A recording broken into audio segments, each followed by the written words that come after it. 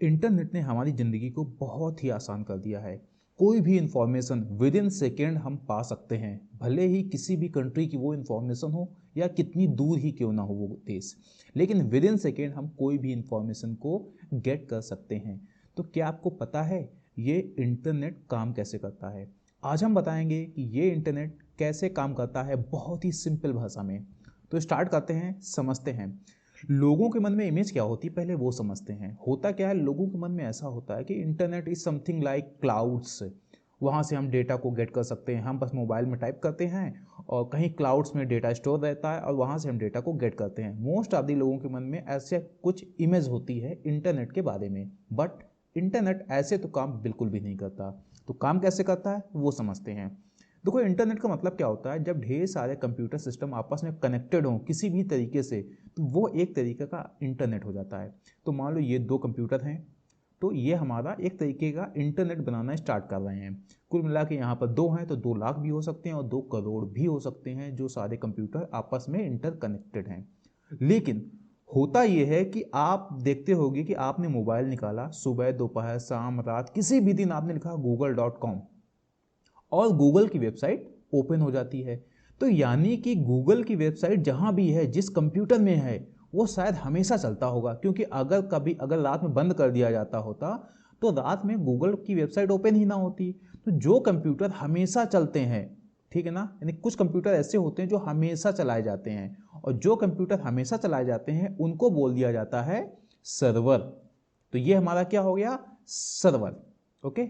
अब जिनसे हम रिक्वेस्ट कर रहे हैं कि हमें कौन सी वेबसाइट दिखाओ, वो हो जाते हैं हमारे क्लाइंट। तो गूगल की वेबसाइट मान लो यहाँ स्टोर है, तो ये सिस्टम हमेशा चलना चाहिए, क्योंकि गूगल की वेबसाइट को ओपन करने की रिक्वेस्ट कभी भी आ सकती है, लेकिन इसको हमेशा चलने की ज़रूरत नहीं है। जब ये चाहे, ये मान लो हम है या मेरा सिस्टम है, तो जब हमें ज़रूरत होगी इंटरनेट की तब हम इसको ऑन करेंगे, नहीं ज़रूरत होगी तो नहीं ऑन करेंगे। लेकिन ये हमेशा अप होना चाहिए, हमेशा चलना चाहिए, क्योंकि इसमें गूगल की वेबसाइट स्टोर है और दुनिया में लाखों लोग हैं ऐसे, जो एक क्लाइंट नहीं है, हजारों लाखों करोड़ों क्लाइंट हैं जो इस वेबसाइट की डिमांड कर सकते हैं जो इसमें स्टोर है। और मान लेते हैं इसमें स्टोर है google.com। आप एक चीज और समझो, तो ये बात हुई google.com की, क्योंकि गूगल के पास बहुत सर्वर पैसा है, तो वो अपना एक सिस्टम, बड़ा सा सिस्टम बना के रख लेगा और दुनिया की कितनी भी रिक्वेस्ट हैं सब हैंडल कर लेगा। लेकिन मान लो एक दुकान थी, ठीक है ना, चाय बनाने की या चाय पापड़ या मान लो पिज़्ज़ा ऑर्डर करने की एक लोकल दुकान थी, ठीक है। अब इसने सोचा कि अपने बिजनेस को हम ऑनलाइन करना है, तब ऑनलाइन करेगा तो उसको वेबसाइट बनाएगा। तो एक उसने वेबसाइट बनाया। अब सोचा कि इसको हमें वेबसाइट को दुनिया के सामने कैसे लेके जाएं, तो इसको भी एक सर्वर बनाना पड़ेगा, एक सिस्टम लाना पड़ेगा, उसमें 24 घंटे पावर सप्लाई देनी पड़ेगी, सिस्टम की जो कॉन्फ़िगरेशन स्टैंडर्ड है वो काफ़ी बेहतर होना चाहिए, एक टीम बनानी पड़ेगी इस सिस्टम में कभी भी कोई दिक्कत आए तुरंत विद इन सेकेंड उसको हैंडल करे, क्योंकि आप नहीं चाहोगे कि वेबसाइट आपकी 12 घंटे बंद है, नहीं चाहोगे ना। तो ऐसे में दुकान तो इतनी बड़ी नहीं थी, लेकिन उसको वेबसाइट चलाने का खर्चा बहुत आ रहा था। तो ऐसे में एक सोल्यूशन निकाला गया। सोल्यूशन ये निकाला गया कि कुछ लोग सामने आए, कुछ कंपनी सामने आई, उन्होंने कहा कि हम बनाएंगे एक सर्वर जो कि बहुत पावरफुल होगा, ठीक है। अब आप करो क्या, दुनिया में 1000 लोग आप हो, हजारों लोग अपनी वेबसाइट हमें दे दो, हम अपने सर्वर में स्टोर कर लेंगे सारी वेबसाइट। अब इससे फ़ायदा क्या होगा इसका, जिसने सर्वर बनाया, कि वो पैसे कमाएगा। और क्लाइंट का फ़ायदा क्या होगा, जिनकी ये चारों वेबसाइट हैं, पहले वेबसाइट को 1 साल चलाने का खर्चा मान लो 1 लाख आता था, अब शायद सिर्फ 10,000 आएगा। या मान लो पहले 10 लाख आता था तो अब शायद 12,000 आएगा, क्योंकि अब इनका खर्चा क्या हो गया, कम हो गया। खर्चा कम कैसे हुआ, क्योंकि जिसने सर्वर बनाया था अब उसके पास सिर्फ एक वेबसाइट स्टोर नहीं है, उसने हजारों वेबसाइट स्टोर कर रखी हैं। तो अब क्या होगा, एक स्पेसिफिक कंपनी सामने आती है जो अपना वेब सर्वर लेकर आती है। वो क्या करती है, कहती है सब लोग अपनी वेबसाइट हमें दो, हम स्टोर करेंगे और कभी भी आपकी वेबसाइट डाउन नहीं होगी, क्योंकि हमारी जिम्मेदारी है, आप हमें पैसे दे रहे हो। तो इससे क्या होगा, जिनकी भी ये वेबसाइट हैं इनका खर्चा कम हो जाएगा और काफ़ी कम हो जाएगा। तो इनको बोलेंगे हम वेब सर्वर, और ये हमेशा चलते रहते हैं। जैसे कुछ कंपनियां हैं bigrock.com, ठीक है, godaddy.com, तो ये सारे क्या है, सर्वर प्रोवाइड करती हैं, आपको सालाना चार्ज करती हैं और आपको सर्वर देती हैं जहां पर आप अपनी वेबसाइट स्टोर कर सकते हैं। लेकिन ज़रूरी नहीं है कि आप उनकी सर्विस लो ही, आप अपना सिस्टम खुद ही ऑन कर दो। लेकिन बड़ी मुश्किल होगी, आप कैसे चौबीसों घंटे एक सिस्टम को ऑन रखोगे, कोई दिक्कत होगी तो तुरंत सही करोगे, बहुत मुश्किल है, बहुत खर्च बैठ जाएगा। इस वजह से हम लोग क्या लेते हैं, वेब में स्पेस को बुक करते हैं। कहाँ पर बुक करते हैं, वेब सर्वर में। तो समझ गए ना, यहाँ पर हमारी वेबसाइट होती हैं जो हमेशा चल रही होती हैं, और फिर दुनिया में कहीं से उस वेबसाइट को एक्सेस किया जा सकता है। तो ये क्या होते हैं, हमारे वेब सर्वर। अब आगे समझते हैं। मान लो आपको google.com ओपन करना है, तो आपने वेब ब्राउजर ओपन किया और लिखा google.com। अब जरा समझते हैं इसके पीछे होता क्या क्या है। तो बिहाइंड द सीन क्या होगा ये समझते हैं। तो मान लीजिए ये हमारा सिस्टम है, ये क्लाइंट है, हमारा सिस्टम है, और हमने यहाँ पर टाइप किया google.com। फिर क्या होगा जरा ये समझिए, आपकी रिक्वेस्ट जाएगी किसके पास, इंटरनेट सर्विस प्रोवाइडर के पास। ये क्या होते हैं, ये वो लोग होते हैं जिन्हें हम पैसा देते हैं, जैसे कि जियो हो गया, एयरटेल हो गया, या बीएसएनएल, जिनकी आप सिम यूज करते हैं उन्हीं को आप पैसा देते हैं। तो ये सारे क्या हैं, इंटरनेट सर्विस प्रोवाइडर, यानी हमारी रिक्वेस्ट उनके पास जाती है जिनको हम पैसा देते हैं, तो आईएसपी के पास जाती है। अब आईएसपी फिर रिक्वेस्ट भेजता है डोमेन नेम सिस्टम सर्वर के पास में। डोमेन नेम सिस्टम सर्वर क्या होता है, यहाँ पर वेबसाइट, जिस वेबसाइट की आप डिमांड कर रहे हो उसका जो एग्जैक्ट एड्रेस होता है वो स्टोर होता है, और उस एड्रेस को बोलते हैं आईपी एड्रेस। तो प्रश्न ये है, यहाँ पर एड्रेस अलग से क्यों स्टोर करना पड़ा। वो इसलिए क्योंकि आईपी एड्रेस आपको याद रखना इतना कठिन होता है कि आप google.com याद रख पाओगे, लेकिन एड्रेस में बहुत सारे नंबर्स होते हैं, उनको याद करना काफ़ी मुश्किल होता है। तो ये जो सर्वर होता है ये स्टोर करता है सारी डिटेल। आपने डिमांड की google.com, यहाँ पर रिक्वेस्ट आती है, ये जो फ़ोन बुक टाइप की होती है, यहाँ पर देखेगा कि google.com का एग्जैक्ट एड्रेस क्या है, आईपी एड्रेस क्या है, वो यहाँ से निकालेगा और वापस करेगा इंटरनेट सर्विस प्रोवाइडर के पास में। इसके बाद क्या होगा, ये आईएसपी उस आईपी एड्रेस को भेजेगा आपके कंप्यूटर में, आपके वेब ब्राउज़र में। ये अब हमारे पास क्या आ गई, आईपी एड्रेस गूगल की। ये विद इन सेकेंड होता है, आप google.com टाइप करते हो और विद इन सेकेंड ये सारी चीज़ें हो चुकी होती हैं। फिर आगे क्या होता है वो समझिए।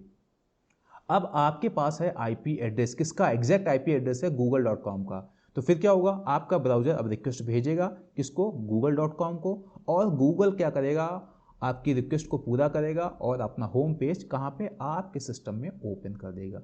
इतना काम होता है जब भी आप टाइप करते हैं google.com, और फिर यहाँ पर गूगल की वेब पेज आपका ओपन हो जाता है। तो ये पूरा स्टेप हो, जब भी आप कोई भी वेबसाइट को ओपन करते हो तो इतनी चीज़ें होती हैं। अब जरा हम समझते हैं कुछ और बातें। अब होता क्या है कि दुनिया में ऐसे हजारों लाखों वेबसाइट हैं, हर एक वेबसाइट का एक आईपी एड्रेस है।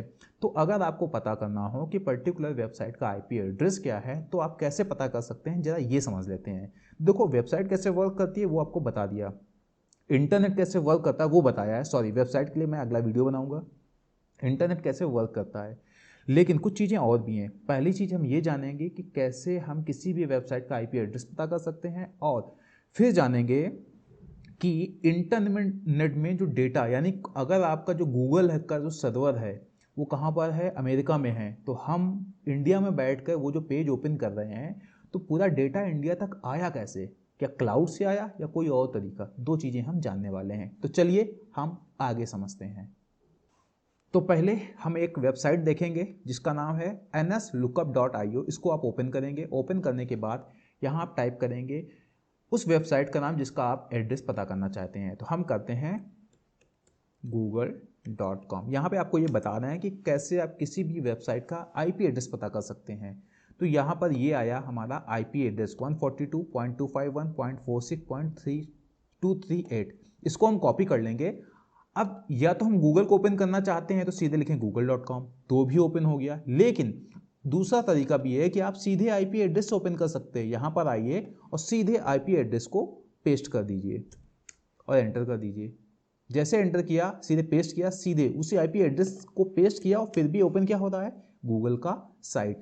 तो इस वेबसाइट का यूज करके nslookup.io का यूज करके हम किसी भी दुनिया की वेबसाइट को ओपन कर सकते। जो वेबसाइट है स्टोर है यूएस के सर्वर में, या आपका जैसे गूगल का जो हमारी वेबसाइट है वो स्टोर है अमेरिका में किसी सर्वर में। तो इंडिया तक डेटा पहुंचता कैसे है, तो आप गूगल पे टाइप कीजिएगा सबमरीन केबल मैप। जैसे आप सर्च करेंगे पहला लिंक आ रहा है सबमरीन केबल मैप का, इसको हम ओपन करेंगे। अब आपको दिखाएंगे कुछ एक नई दुनिया इंटरनेट की। आपको ये लाइंस दिख रही हैं हरी हरी, ये देखो सबका नाम है, इसका नाम है न्यू क्रॉस पैसिफिक, इंडिया के पास आते हैं तो ये देखिए सीमी, रमन, और कौन कौन है, इंडिया यूरोप एक्सप्रेस, ठीक है ना। आगे क्या है, Bay of Bengal gateway, Singapore India gateway. तो ये क्या है, हमारी केबल्स बिछी हैं कहाँ पर, समुद्र के अंदर।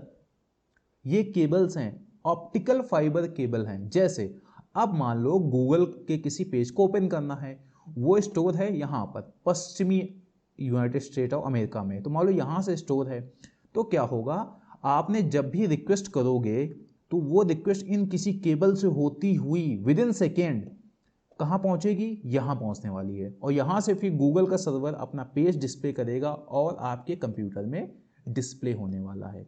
तो ये जो जाल बिछा है ना, यही है इंटरनेट का जाल। ये बहुत ही बड़ी बड़ी केबल्स हैं, समुद्र के अंदर बिछी हुई हैं। इनके सबके अलग अलग नाम हैं, अलग अलग कंट्रीज द्वारा ऑपरेट की जाती हैं, अलग अलग कंपनियां इनको ऑपरेट करती हैं, लेकिन हाँ पूरा इंटरनेट समझ लो इन्हीं पर बेस्ड है। अगर ये ठप हो जाए तो डेटा आपकी वेबसाइट नहीं ओपन हो पाएगी। तभी तो होता है क्या, जब कहते नहीं है कि गूगल का जो सर्वर हमारा इंडिया में होना चाहिए, तो अभी जो हम डेटा कहाँ पे स्टोर हो रहा है, अमेरिका में स्टोर हो रहा है, हर बार यहाँ से रिक्वेस्ट हो रही है। तो हमारी डिमांड ये है कि अगर आपका सर्वर इंडिया में होगा या किसी दूसरी वेबसाइट का, ट्विटर वगैरह का, तो क्या होगा, पहले बात तो डेटा जल्दी मिलेगा। दूसरी चीज़ क्या होती है, जब इंडिया के यहाँ पर आपका स्टोर होगा आपका सर्वर, तो हमारे कंट्रोल में होगा, हमारे जो जुडिशल सिस्टम होगा उसके कंट्रोल में होगा। तो ये हम दिखाने वाले थे, ये है पूरा इंटरनेट की दुनिया जहाँ से पूरी इंटरनेट ऑपरेट होती है। ये हैं हमारी ऑप्टिकल फाइबर केबल्स जो समुद्र के अंदर पड़ी हुई हैं या फिर बिछी हुई हैं।